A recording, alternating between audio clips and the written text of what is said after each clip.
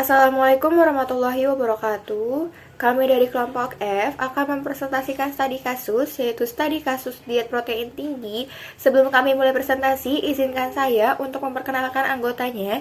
Yang pertama ada Zahra Apriliana Rudi, kemudian ada Indah Titania Harahap, lalu ada Fahri Zulfikar Adita, kemudian ada M. Yusuf Akbar Rizal, dan saya sendiri Nur Elita Nadia Andlana Putri. Baik, sebelum memulai materi, izinkan saya untuk membacakan daftar isi. Yang pertama ada pendahuluan, yang kedua ada studi kasus A, yang ketiga ada efek diet tinggi protein, yang keempat ada studi kasus B, yang kelima ada efek diet tinggi protein, dan yang terakhir adalah kesimpulan. Baik, yang pertama pendahuluan. Diet tinggi energi tinggi protein merupakan diet yang memiliki kandungan energi dan protein lebih tinggi dari kebutuhan normal untuk mencegah kondisi malnutrisi.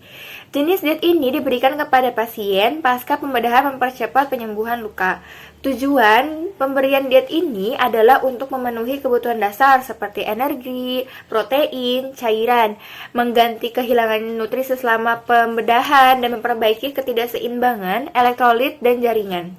Ada beberapa kasus mengenai diet tinggi protein ini seperti yang ada pada kasus A. Banyak orang yang beranggapan bahwa diet tinggi protein tidak sehat. Kerusakan ginjal, kerusakan hati, penyakit jantung, osteoporosis, dan lain-lain telah dikaitkan dengan konsumsi protein tinggi hingga tingkat tertentu. Yang lebih mengejutkan adalah banyak pihak di dunia medis dan komunitas ilmiah menerima hal ini sebagai fakta tanpa hampir ada bukti. Jadi, apa kata penelitian sebenarnya? Apakah protein akan membunuh kita? Terdapat beberapa bukti dan penelitian mengenai efek dari diet tinggi protein ini. Yang pertama, ada efek konsumsi protein tinggi terhadap penyakit ginjal. Asupan protein yang melebihi anjuran dalam jangka waktu yang lama dapat meningkatkan kadar ureum dalam darah karena adanya hiperfiltrasi pada ginjal. Selain itu, ditemukan data bahwa anggota komunitas gym yang mengonsumsi suplemen protein sebanyak 20 gram per hari selama 5 hari berturut-turut dan 1 gram per kilogram berat badan untuk 6 minggu berikutnya memiliki kadar ureum darah sebanyak 111 mg per desiliter dan serum kreatin sebanyak 2,27 mg per desiliter. Hasil biopsinya pada ginjal menyatakan bahwa terdapat luka pada sel epitel jaringan ginjal dan subjek tersebut mengalami gagal ginjal akut. Efek konsumsi protein tinggi terhadap hati. Hati merupakan organ yang berperan penting dalam segala proses metabolisme dalam tubuh. Sama seperti kasus pada pasien penyakit ginjal, pasien yang mengalami gangguan fungsi hati seperti sirosis dianjurkan untuk tidak mengonsumsi protein dalam jumlah yang banyak. Bahkan harus mengurangi jumlah proteinnya dalam satu hari agar tidak memperparah gangguan pada hati. Namun, pada orang yang sehat dan memiliki fungsi hati yang normal, tidak masalah mengkonsumsi makanan tinggi protein. Sampai saat ini juga belum ada penelitian yang membuktikan bahwa mengkonsumsi makanan tinggi protein dapat menyebabkan kerusakan hati. Selanjutnya, efek konsumsi protein tinggi terhadap kehilangan massa tulang. Penelitian menyatakan asupan protein yang melebihi kebutuhan dapat menurunkan risiko patah tulang sebesar 85% pada subjek dengan asupan kalsium sesuai kebutuhan, yakni lebih dari 800 mg per hari.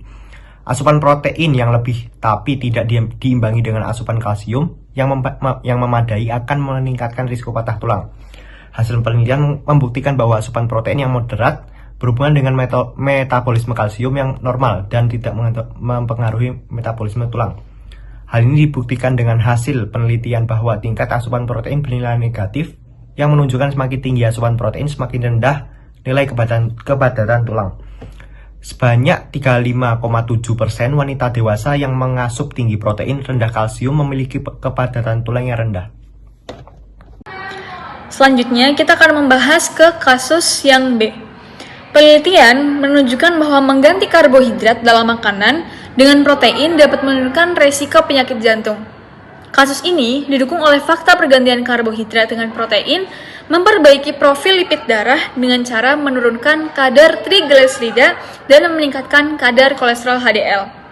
Selanjutnya, metabolisme karbohidrat atau lemak meningkatkan produksi radikal bebas jauh lebih besar dibandingkan metabolisme protein.